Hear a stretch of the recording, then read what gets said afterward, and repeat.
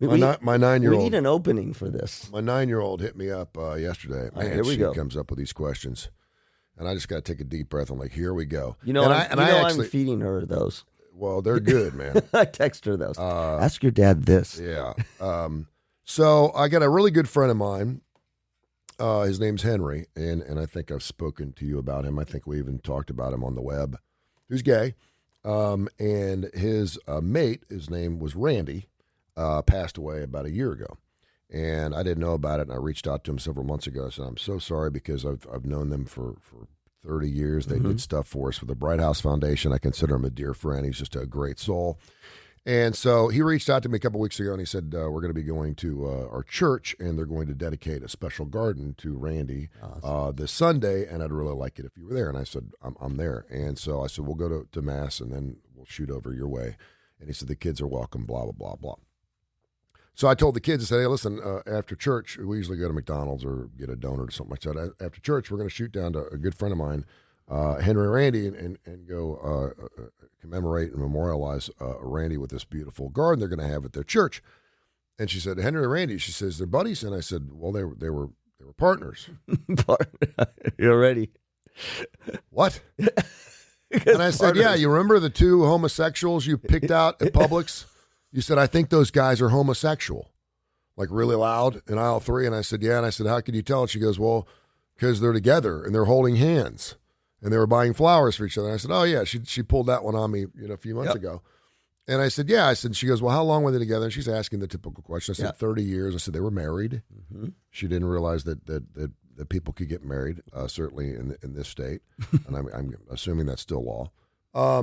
And so then then you can see the wheels grinding out, and I'm like, and she goes, so they got a baby, right? And she goes, well, and then she backs up. She goes, wait a minute, you have to have a woman to have a baby. So how would two men that are in love have a baby if they want to have a baby? Because when you have a couple, you want to have a baby. And I said, I can just see it. And I said, and I saw it coming, so I was ready. I said, well, Lila Jane, I said, you're right. You do need to have a woman in order to have a baby. Yes. Because the woman, I wasn't even going to go to this experiment where Well, guys don't pregnant themselves. Yeah. So I said, you know how we have two blueberry bushes? She's like, yeah. And I said, well, you need one to cross-pollinate the other one or else it gets no fruit. That's kind of like a man and a woman. I said, you have a bumblebee that takes the little stuff from one little flower and spreads it to the other to make it bloom. I said, that's kind of like a man and a woman. So you need to have, good. I said, you need to have those two together in order to make a baby. So in their particular case, I said, you would either have to adopt or get a foster child. And she said, okay. And I wasn't even going to get into like artificial insemination and all that stuff yet. Because we were talking about my two friends. And she's like, oh. And I said, so you will see gay couples.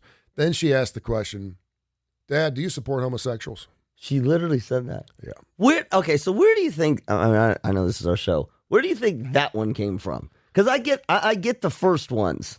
Those are natural sort of, I mean, your daughter is very advanced in her thinking and her observations. Where do you think that? I have no idea. TV? I said, what do you mean support homosexuals? Well, do you like them? I said, well, yeah, I like them. I said, I don't support them because they're homosexuals for the same reason I don't support Dr. Josh because he's heterosexual.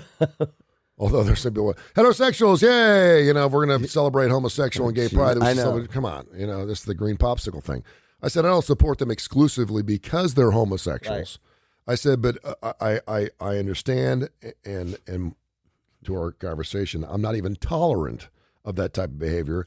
I believe that God created all of us perfect in his eyes, and there are no imperfections, and that we have free will. And I do believe that homosexuals are born a certain way. I think there are DNA differences and things like that, and that's my belief. I don't know anybody in their right mind at the age of 16 would say, I think I want to become a homosexual. That you are or you're not. Right. Okay. And that's my belief. And I know that flies in the face of a lot of religions, including the one I'm in, Catholicism.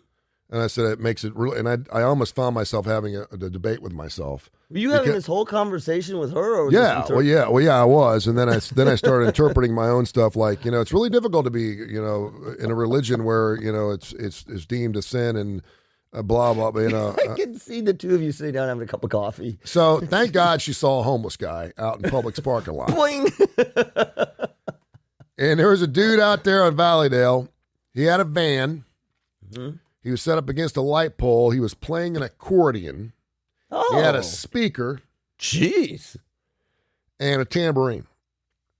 And he had a sign that was written, no periods. It was just, homeless, 2 children, please help me. I play music, blah, blah, blah, blah, blah, blah, blah. And the first thing, of course, Lila says, he don't write real well. I said, well, he probably skipped out on school or something. He didn't learn, da-da-da-da-da. So we go in the store, and she's like, we're going to help him, right?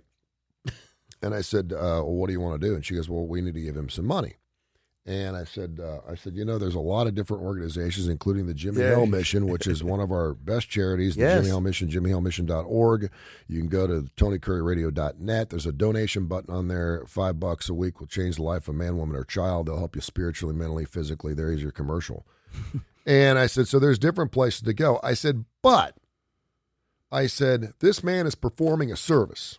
Mm-hmm. That's good. And when you're performing a service, I've got no problems giving that man something. He wasn't just asking. I said, now, if he's just sitting there asking for handouts because he's on tough times and not trying to go find a job, there's a million jobs out there right now. Mm-hmm. A million. If you want to work, right, you work right now. It's probably, I would say, in the history of the United States of America, if you really want to work, and obviously, you're like, well, I'm not going to put in 40 hours a week to make $100.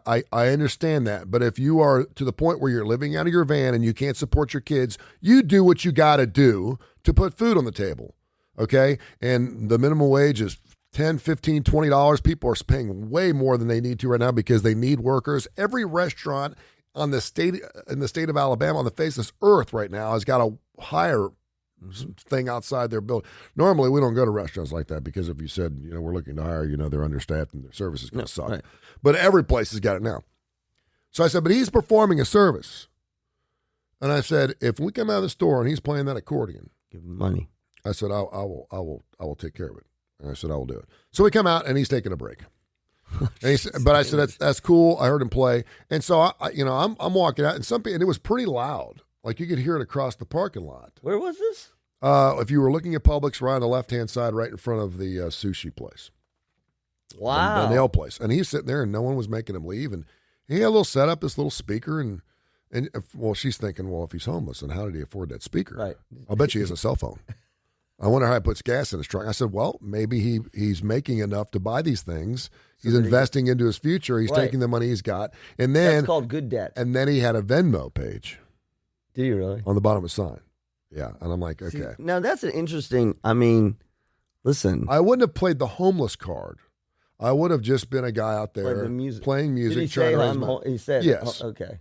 And again, he could have been living in his van. I'm like, okay, well, where's your 2 kids at? Because it was like 5 o'clock yesterday afternoon. It was like, okay, well, if you have 2 kids, where are they at? And maybe, I don't Venmo know. thing, I've never seen it. Yeah, I know. I'm like. Wait a minute. Hang on. Well, you could still have it because you have to have a bank account. But my point was, it was good. That was right. Yeah, absolutely. If he didn't have a sign out and he was playing, I would have dropped $1 or $2. That's exactly. Much like you do if you're in New York City or even Birmingham. Some guy's playing the harmonica on the street corner. He's doing it good. He's got an open hat. I'll drop $1 in because, maybe that's how he makes his living. I don't know. And what I told him, I said, listen, if you really want to take this up a notch, because he had the backtrack. He had a drum set that was playing music with him playing, and he could play a hell of an accordion, man. Right. He reminded me of Uncle Al, this local guy on WCPO in Cincinnati. He used to play the accordion. I said, you should go over to Hacienda or go to some restaurant. You could be the in-bar guy and make 50, 60, 70 bucks a night. Right. If that's what you want to do. Say? And he was a Latino. He's like, thank you. He had to have known what he was doing. Because he was too good at it. Yeah, that's interesting. And he was playing Bridge Over Troubled Water. Oh. Yeah, it was pretty good on accordion. I never heard Bridge on Troubled Water. But the problem with us, at least maybe me, there's a part of me now that's going, okay, Yeah, we're very cynical. As you get older, what's up with that? well, you've experienced more in life. You've been cheated more often. Yeah. You're not 9 years old. You haven't been cheated yet. No, I know. And as you get cheated through life and someone says, I need money because I'm out of gas or I have no place to live, and you give them $20 and 15 minutes later you see them drinking a bottle of Evan Williams, you're like, okay, I got screwed there. That's why when you see someone says, we'll work for food, I'll go through a drive-through and here, I got to get an extra burger. Mm-hmm. And I've had people smack it out of my hand. Some people go, thank you. They start eating it right away. I mean, you don't know. I did that. When I would commute into work, there was a couple different individuals who would sit right on the corner or come off the freeway. Homeless, need food. Yeah. And I would always bring an extra protein bar. And I was watching one time, and I thought that was, it's what I had. This individual had like an entire, I wasn't the only person, granola bars, protein bars, etc. But see, again, without knowing the story, this speaks to Jimmy Hill mission. I mean, you're doing what you can. Yep.